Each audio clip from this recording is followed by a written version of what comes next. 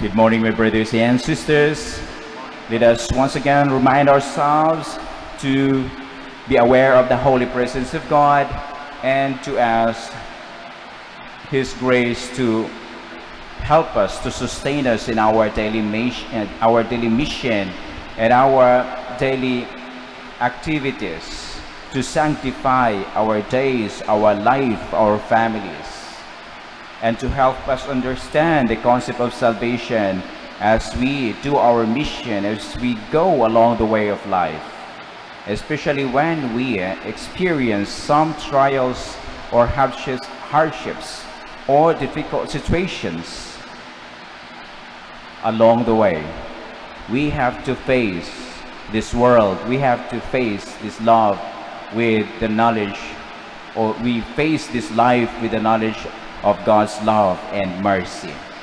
We are now with the book of Joel, Prophet Joel.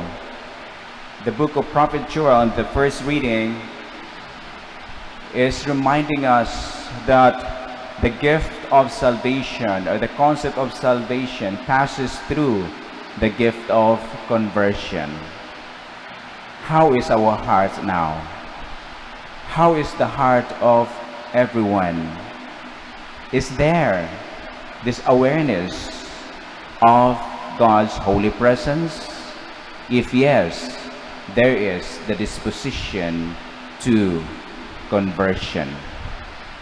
Conversion will make us understand that the gift of salvation is gratuitously and totally given to us in the person of Jesus Christ. He is our salvation. We accept Him and we ask Him to stay with us.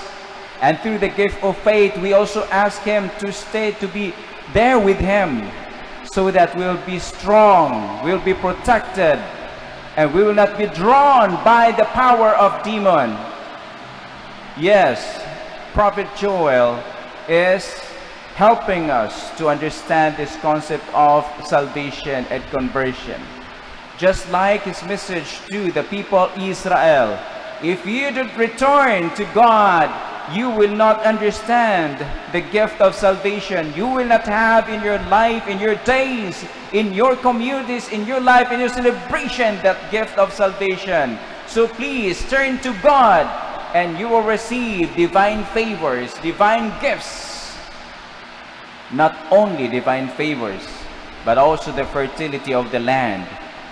If you have that conversion of heart, and you will understand much more deeper the concepts of salvation, you will have abundant produce of the harvest, the produce of your land. This is also in our spiritual life, my brothers and sisters, as we go in our journey, as we go along the journey of life. We have to have that daily conversion, not necessarily to go to Mass every day. Well, if it is possible, it is better, but not that. But rather, we have in our daily life to be aware of the holy presence of God. That is our daily conversion. And then when we go to Mass, we are aware that our prayer is entrusted to God, and there put in its highest form, the Mass, and therefore we are there in our knowledge of God's salvation. Walang salvation kung wala si God sa ating buhay. Kung wala si God ang kanyang pag-ibig sa ating puso, mahirap intindihin ang salvation. For after all, the gift of salvation, it's not only the concept that we have to understand with our mind, but it is the concept that we have to understand with our heart, and that is the wisdom. Wisdom, understanding of the heart, intelligence, understanding of the mind go together, and there the gift of salvation. And I now believe that the very center of this understanding of salvation is Jesus himself. For Jesus is my salvation, is not only my Savior, he is my salvation, the very image of the salvation. And he did everything just to save me. Yes, he gave his life even to that moment of death, just to tell us, I save you in this way. The cross, or the crucified Jesus, is the very image of the concept of salvation.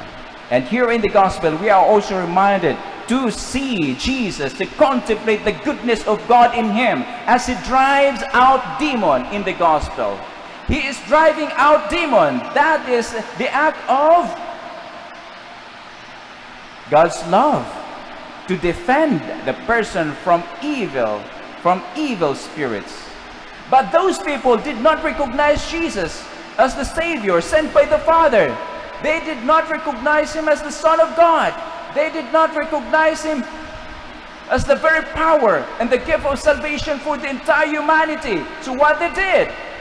They accuse him. He is driving out demon by the power of Beelzebul. Beelzebul is the prince of demons. And how can you drive demons with the power of Beelzebul, the prince of demon?